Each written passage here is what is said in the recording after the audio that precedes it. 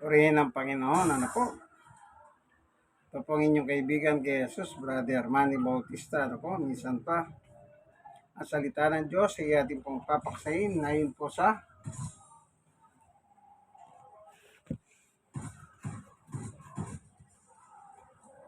Poemen, ang Biblia ng mga pastor.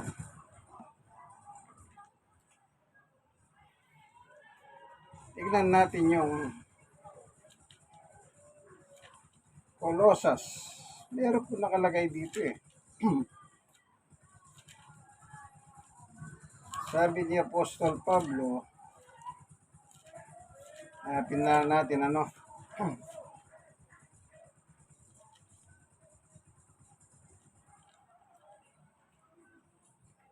2:8.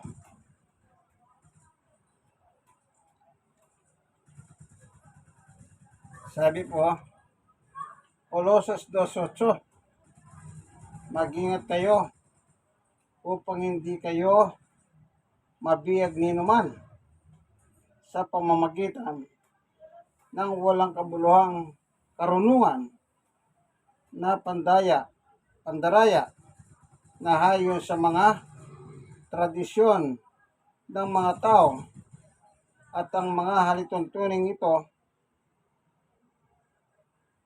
ng mundong ito at ang mga ito'y hindi ayon kay Kristo. Ayun ano, walang kabuluhan po pala yung tradisyon at saka hindi pa hayon kay Kristo, ayon kay Apostol Pablo. Bago tayo papalahot, mananalangin muna tayo. Panginoon Diyos, sa aming Ama, samahan mo kami ng aming pag-aaral ng iyong salita sa gabing ito. Buksan mo ang puso at isip ng mga taong nanonood ng video ito. Kung sila man may dalang kabigatan sa buhay yung paghahanin, kung mayroong mga sakit, iyo pong pagalingin. Salamat po sa ngalan ni Jesus. Amen. Maliwanag po ang sabi ni Pablo. Ulitin natin, Colossus 2:8.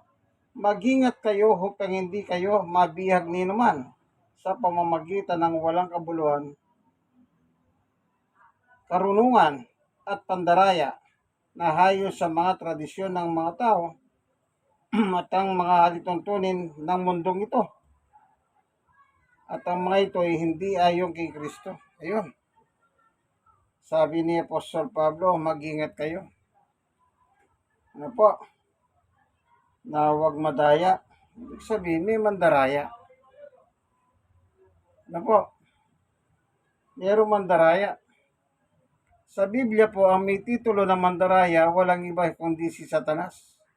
Ayon po sa Revelation o Pahayag 12:9. Title po yan ni Satanas. Ganito po nakalagay. Itinapon ang napakalaking dragon, ang matandang ahas na tinatawag na Diablo at Satanas na nandaraya sa buong sanlibutan.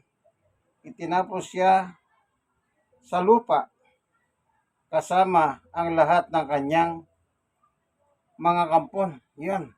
Doon sa ibang salin po, anghel ang nakalagay doon. Ano?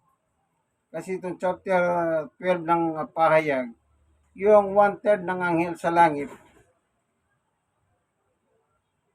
tinangay po sila ni Satanas. Kaya ang sabi po, yung kampo no Satanas,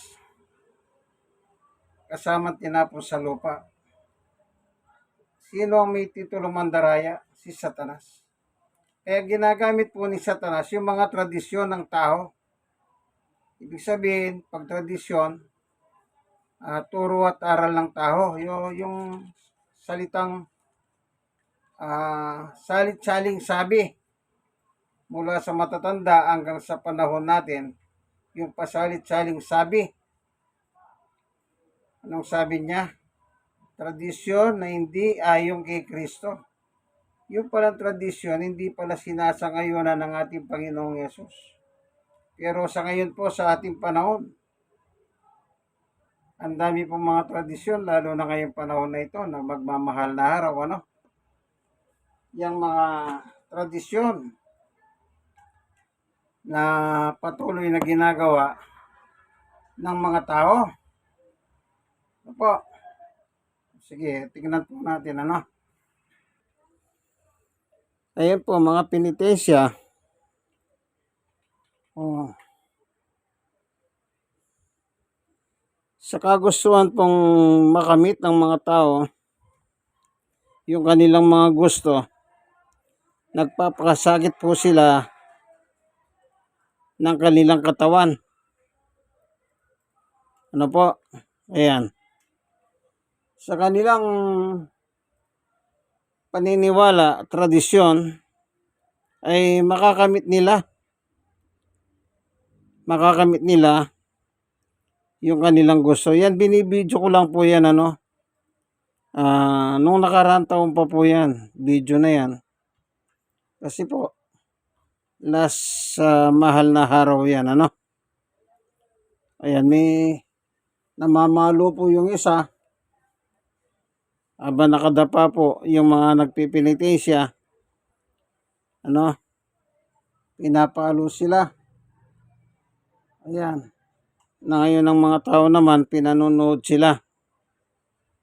Ano po? Ayan. Yang ganitong tradisyon na pagpapakasakit ng iyong sarili, ng iyong katawan, ay hindi po ano yan eh. Hindi aplikable. Ano po? Meron lang kung hanapin, ano?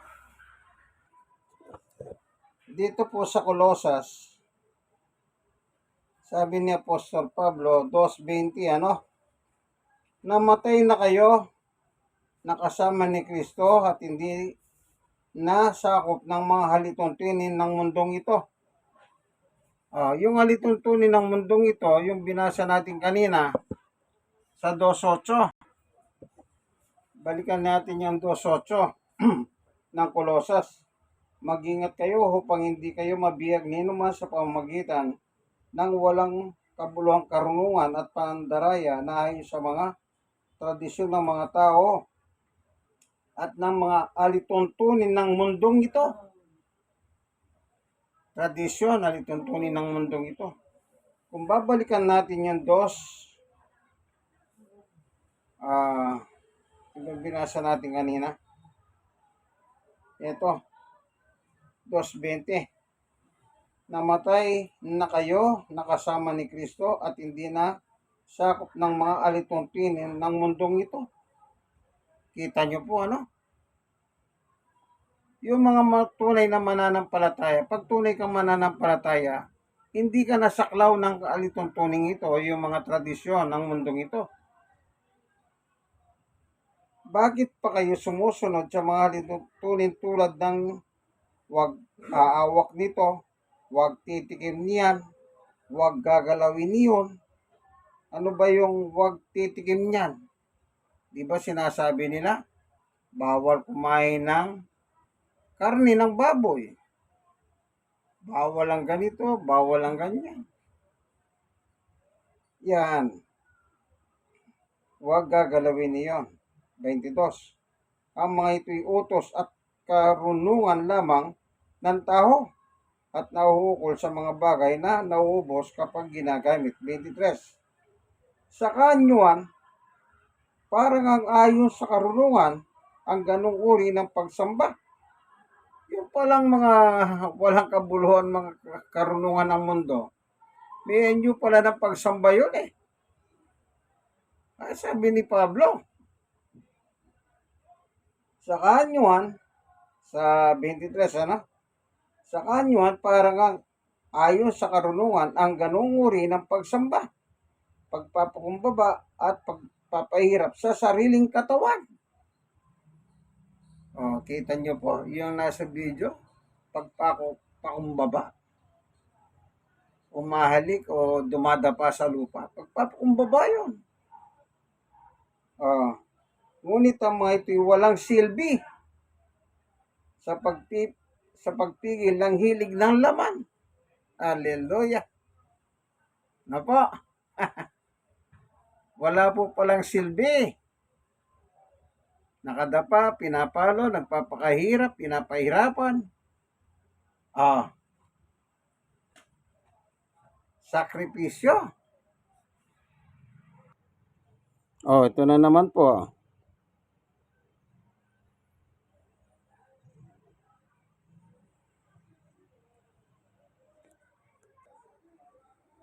Ayan, nagpapasan sila ng krus. Naglalakad ng malayo.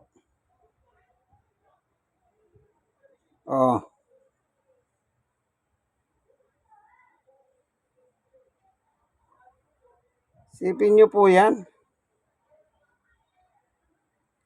Makamit lamang nila yung gusto nila o yung kanilang request, kahilingan.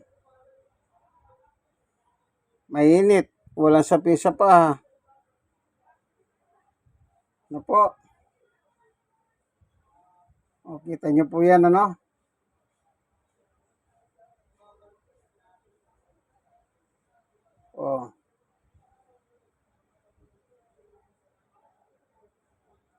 Yung sa San Fernando, nagpapapako pa sa krus. Pinapalo, yung ita.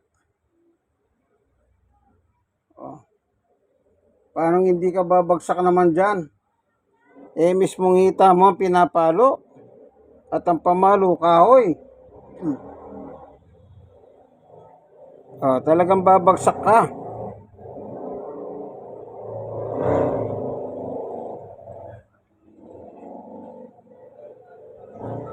Nakita nyo po, yung ginagawa nila.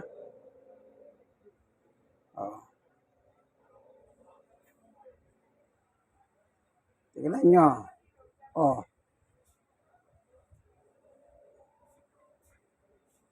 Pahirap yun,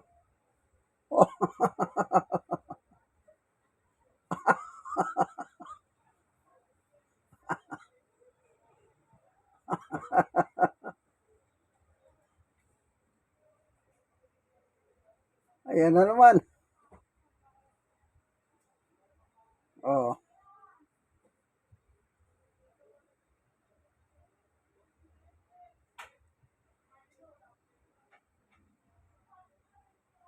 Ataw, Parang hindi ka, hinipo yung, ataw talaga, masakit yan. Hindi na yan. Human right violator na yan. Pwedeng kasuhan yan.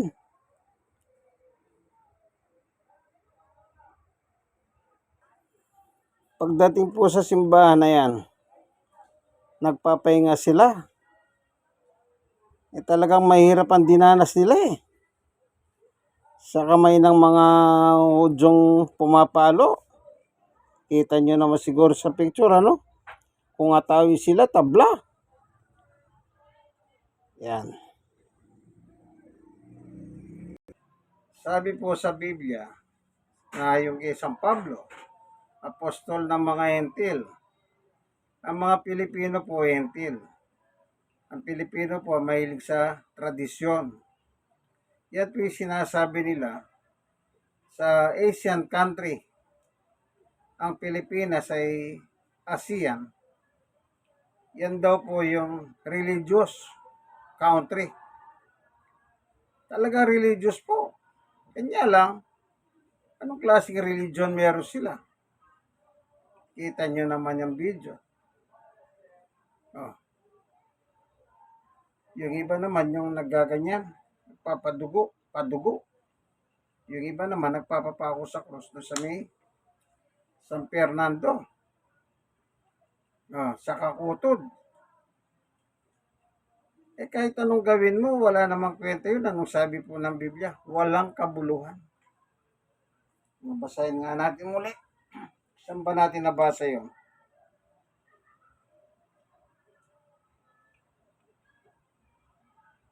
Ito ano.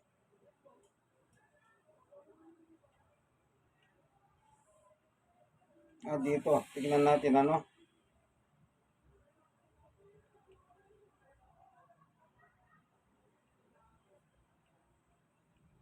Ito sa Colosas 2:23 sa dulo. Ngunit ang mga ito'y walang silbi sa pagpipigil sa hilig ng laman. Yun. Wala palang silbi. Nagpapahirap ka ng katawan mo. Inaampas ka, pinapahirapan ka.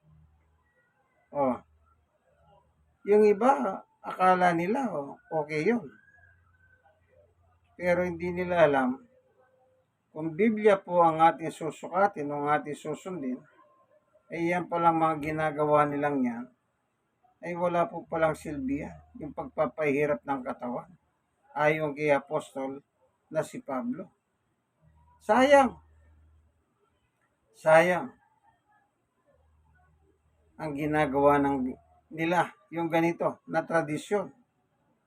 Na yung tradisyon na yan, hindi ayon kay Kristo. Ibig lang sabihin, hindi dapat ginagawa yan. Kasi hindi naman inutos ng ating Panginoong Yesus na yung pagpapakahirap niya 2,000 taon na nakakaraan. Ulitin. Wala na. Hindi po sinabi ni Jesus yun eh. Kundi ang sabi na dito po sa Hebreo 10:10, anong sabi ng ating Panginoong Jesucristo? Ito, para makabasa tayong maayos, gumagamit na tayong magnifying glass. Anong sabi niya?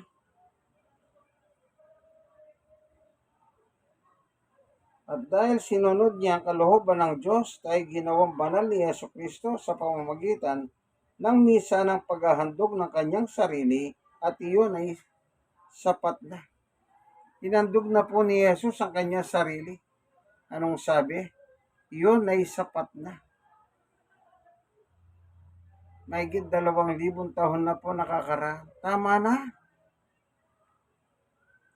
Tama na.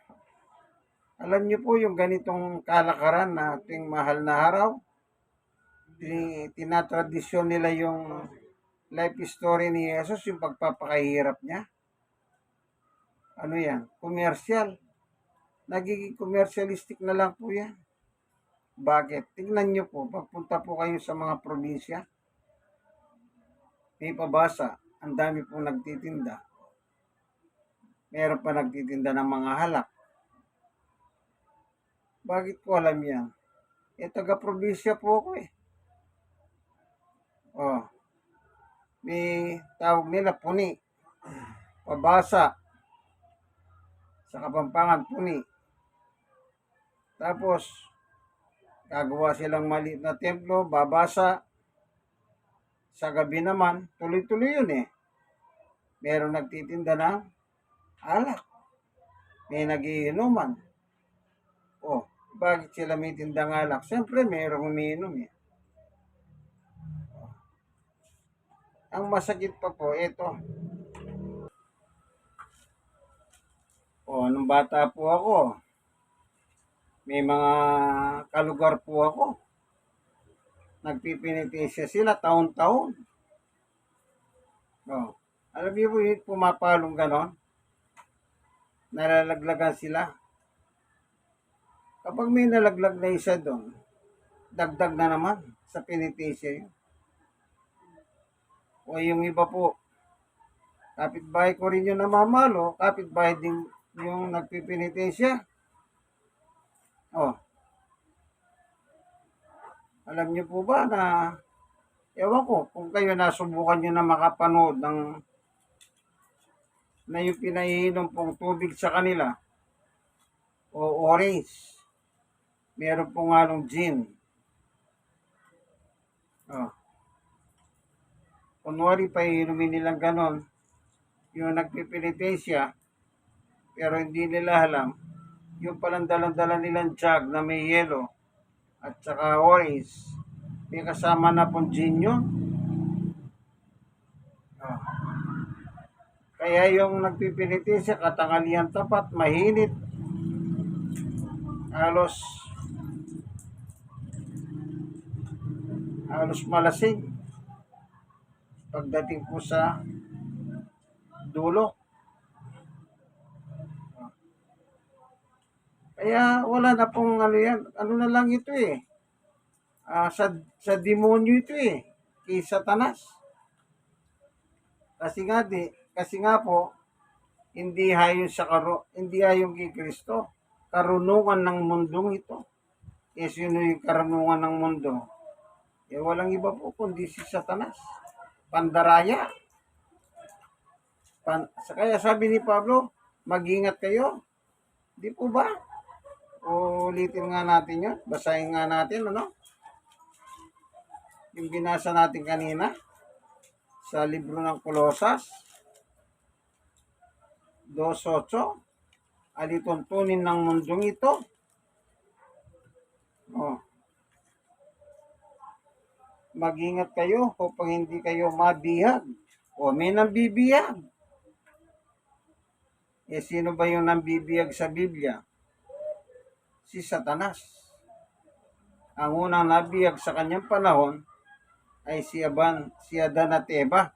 Si Eva, siyang unang nabihag ni Satanas. Doon sa tungkol sa huwag kang kakain ng prutas na pinagbawal ng Diyos sa gitna ng Garden of Eden. Oh, sinong kausap ni Eva doon sa Garden of Eden? Si Satanas o Aas. Kaya pagdating po sa Revelation, matandang Aas ang nakalagay. Binasa natin kanina, yung 12:9. Tumanda na si Satanas. Naging matandang Ahas. Oh, siya yung nandaya. Nadaya po si Eva.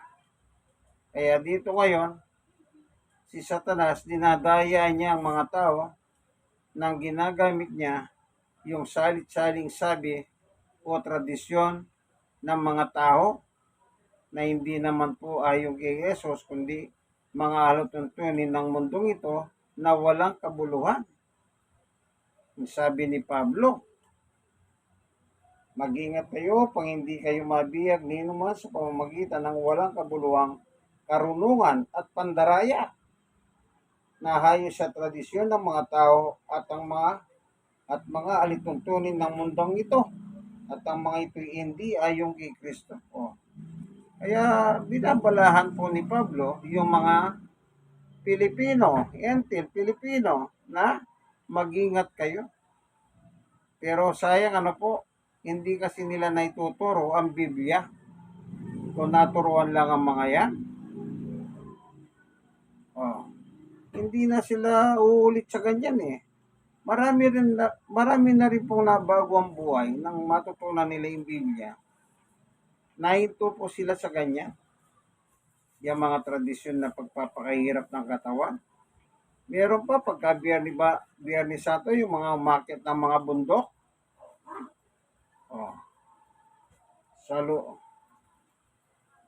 Sabi nila para daw lumakas yung kanilang agimat, anting-anting, o kung ano man yung nila, aakyat sila sa bundok, at doon sa itaas, doon po sila magkukweba sa bundok, palalakasin yung kanilang anting-anting, o anumang bertud o agimat na meron sila. Hindi po ba nangyayari yan? Kayo mga nanonood ng video ito, sabihin niyo po kung nagsisinungaling ako. Lahat ng ginagawa ng tao sa pamamagitan ng tradisyon, nakalagay sa Biblia. Hindi ayon kay Yesu Kristo. Kasi po yung pagliligtas ni Jesus, anong sabi po sa Hebreo 10:10? Yung ginawa niya, sapat na po yun. Hindi na inuulit. Bakit inuulit pa ng mga tao? Sige, kung talagang gusto niyo mag-ala Kristo, di magpapako kayo, tsaka kayo magpasibat sa tagiliran. Di ba sinibat si Jesus sa tagiliran? Tingnan ko pag hindi kayo namatay. Ngayon, antayin nyo ang ikatlong araw kung tatayo kayo. Kung gusto nyong gayahin, hindi po. Tapos na yun. Hindi na dapat tinutularan. Kaya ngayon, darating na naman yung mahal na araw. O anong gagawin ng mga tao? Ayan, ganyan. Puro kahirap sa katawan. Anong sabi ni Apostol Pablo? Yung pagpapahirap ng katawan. O, ang sabi niya, o, 2:23 ng Kolosas, sa kaanyuan, parang ang ayon sa karunungan, ang ganoong uri ng pagsamba, pagpapakumbaba, at pagpapahirap sa sariling katawan.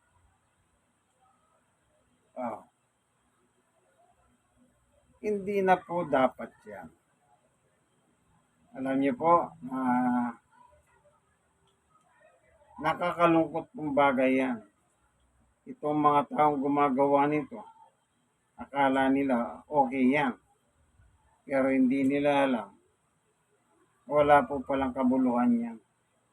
Yung pagpapahirap nila sa kanilang mga katawan. Alam niyo po, kung tutuusin mo, yung katawan, templo ng Espiritu yan eh. Meron po akong hahanapin dito sa hanapin lang natin ayon pa kay Pablo, unang Korinto 3:16. Hindi ba ninyo alam na kayo'y templo ng Diyos at naninirahan sa inyo ang kanyang Espiritu? Ang isang mananampalataya po kay Kristo ay nagiging templo ng Diyos ang kanyang katawan. Hindi ba ninyo alam na kayo'y templo ng Espiritu, templo ng Diyos at naninirahan sa inyo ang kanyang Espiritu?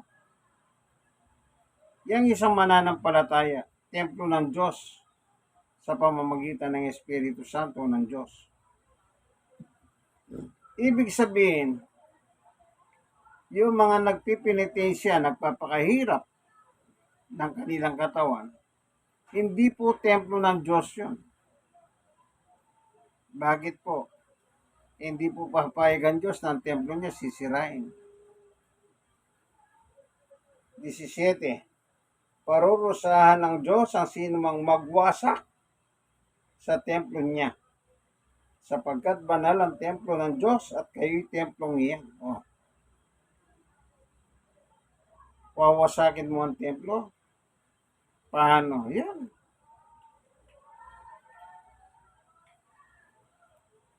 Pinapahirapan mo yung katawan. Yun ang totoo. Ang pagwasak.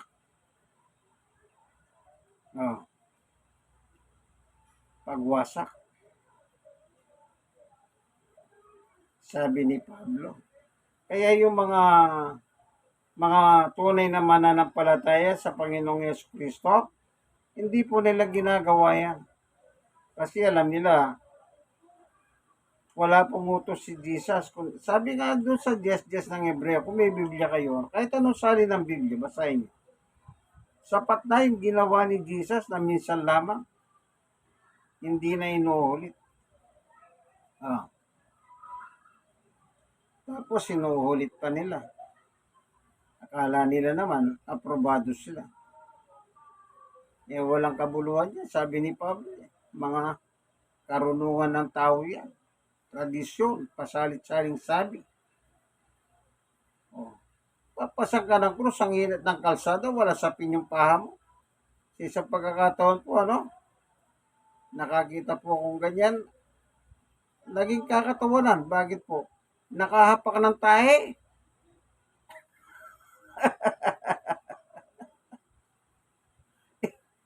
Imagine, kapag kayo po naglalakad kayo, nakahapak kayo ng tahe, anong gagawin niya? Di ba'y gagadgad nyo rin sa kalsada? Meron po, nasa Facebook, ginagadgad yung paa niya. Nahapakan niya yung tahe. Bakit?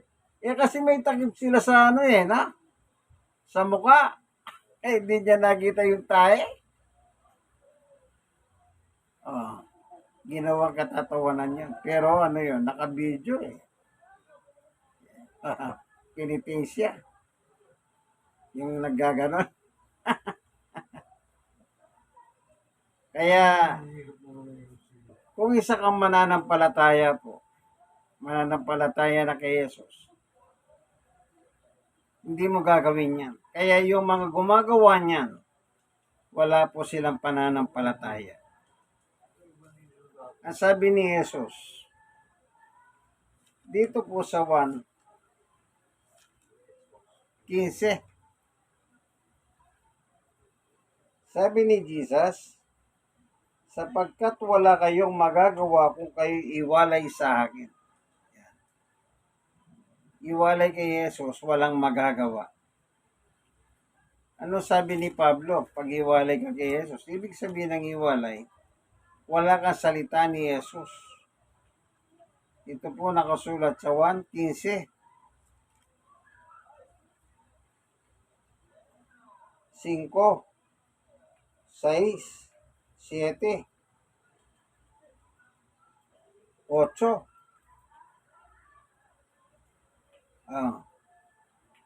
Kapag iwalay ka kay Kristo, yung salita ni Jesus wala sa iyo. Itong mga gumagawa ng penitensya, may salita ba ni Jesus yan? Wala. Kasi kung meron, hindi naman utos ni Jesus yan, di wag mong gawin. Nakita niyo yung mga pag-ampas sa kanila, paro, kahoy, ano? Talagang, hindi bali compute eh. Hindi. Yung ita, talagang babagsak ka. Yung isa, isang palo lang, hindi na niya kandadapanas eh.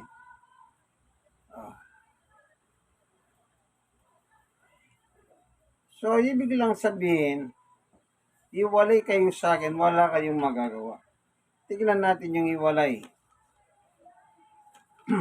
Efeso 2:12.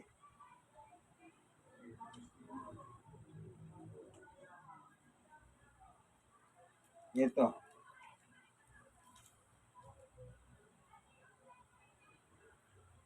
Hoy, nabubuhay kayo sa mundo nang walang pag-asa at walang Diyos. Efeso 2:12 sa dulo. Ano lang sabi ni Apostol Pablo? Walang Diyos, walang pag-asa. Talagang wala. Akala nila may pag-asa sila. Wala. Hindi nga po ayon kay Jesus yan eh. Binabasa natin na unang Korinto 3:16, 17. Kapag isa kang mananampalataya kay Jesus, templo ka ng Diyos sa pamagitan ng kanyang Espiritu Santo. Yung Espiritu tumatahan sa iyo. Pero mga ito, anong Espiritu kaya meron ito? Espiritu ni taning. May anyo ng kabanalan. Anyo lang pala. Walang kwenta. Pagpapakahirap sa kanilang katawan. Isipin niyo, sinusugat sa likod, yung blade, ginaganon yung blade. Yung iba, yung bubog.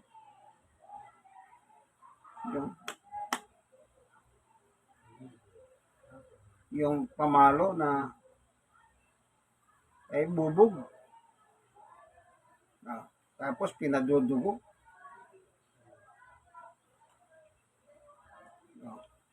Pag may natanggal doon, isa doon sa mga pumapalo sa likod mo, yung ulit na naman.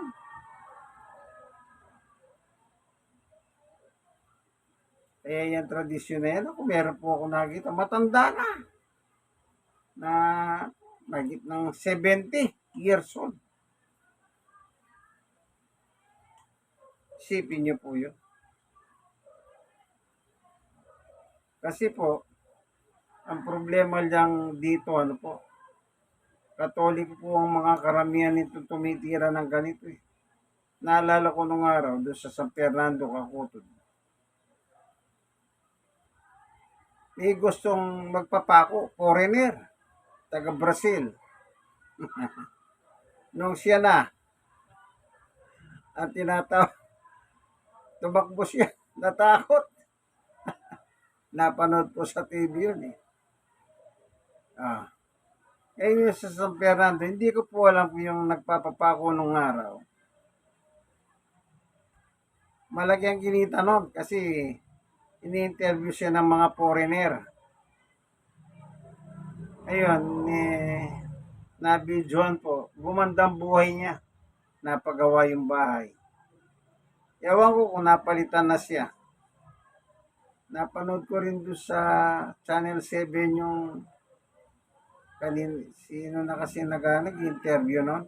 Yung papalit sa kanya, lasinggero, sugarol, babahero. Pinagkita po sa Channel 7, napanood ko yun eh. Siya pala yung pangalawa. O yung papalit na, naalala niyo yung nagpapapako sa krus sa San Fernando sa may Cacutod. O kung ninyo po napanood ko yun eh. Sipin nyo, papalit, babahero, lasinggero, sugarero, sindi, sigarilyo. Siyang pagpapanggap na panibagong Yeso, si Papa ako sa ala, malala. Alam niyo po, yung ganitong klaseng gawain, wala po kakwenta-kwenta yan.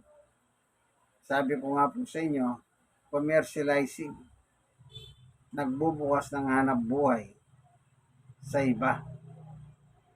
Apo, yung mga nagtitinda, mga babae yung may mga itsura para dumugin sila ng mga kalalakihan.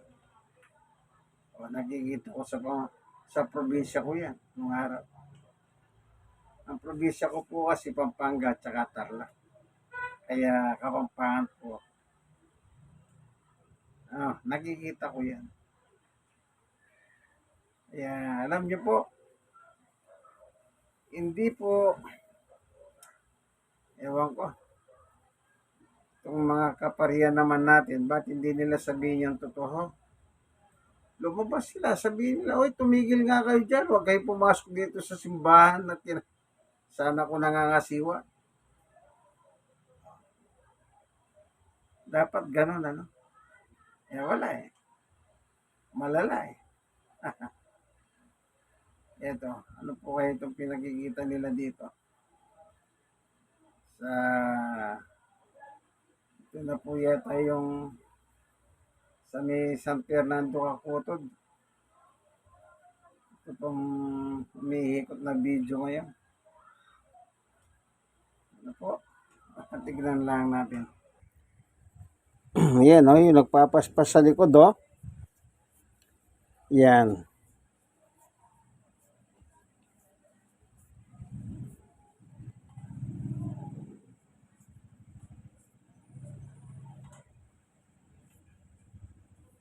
Gumagapang yung isa sa may nakalsada, Hindi ba pagpapakahirap sa katawan niya, sakripisyo? Ito naman yung mga umampa sa kanilang likod, padugo, kung tawagin. Kita nyo yan, wala pong yan. Walang kwenta yan. Kaya kung meron kayong mga kakilala po, kayo nanonood ng video ko, sabihan nyo po sila. Wala pong kwenta yan. Di na po nakakahalis ng anumang kasalanan yan. Kasi sa Diablo po yan eh. Nadaya sila ni Satanas. Ano po?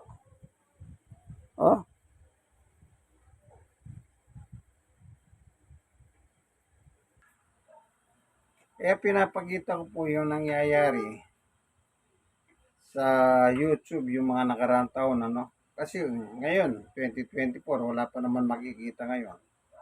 Yung mga pinapakita ko po, last year lang po yun. Meron naman nakalagay, 11 months. Last year pa rin yun.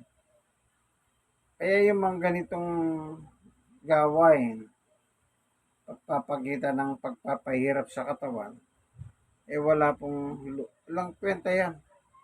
Kumbaga sa pagpapahirap, pinapahirapan nyo lang ang sarili nyo pero wala namang kwenta. Opo, ngayon kung gusto mong, bawa meron kang kahilingan sa Diyos, manalangin ka na lang. Hilingin mo sa Diyos yung gusto mong hilingin. Huwag ka na magpakahirap ng iyong katawan. Ang tawag pa ng iba sa kanya, parang best actor yan eh. Kung minsan meron din pong babaeng ganyan, papakahirap din. Walang kakwenta-kwenta po. Kaya tandaan nyo po, kung meron pa po kayong mga kaibigan na naggaganyan, ikwento nyo po ayon sa Biblia. Sige pa, salamat tayo. Salamat po, Panginoon Diyos, sa katotohanan na yung mga tradisyon, pangmahal na haraw, wala po palang kabuluhan. Panginoon Diyos, buksan mo ang mga puso at isip ng mga taong gumagawa ng ganito upang wag na po nilang ulitin ang ginawa ng Panginoong Yesus, ang iyong anak, sa cross ng Kalbaryo kung tawagin. Maraming salamat po, Diyos, sa ngalan ni Jesus. Amen. Kaibigan, i-share mo lang, i-share. Kayo nasishare naman, i-share nyo rin. Kayo nasishare, mag-like and subscribe po kayo. Lalo na doon sa mga kakilala nyong gumagawa ng ganito. I-share nyo po sa kanila. Malay ninyo makatulong po kayo, Gandito na lamang po itong ating ang kasaysayan ng Hiwaga. Nasa programa po kayo, ang kasaysayan ng Hiwaga ng penitensya sa Pilipinas. Po, hanggang dito na lamang po. God bless us all. Bye-bye!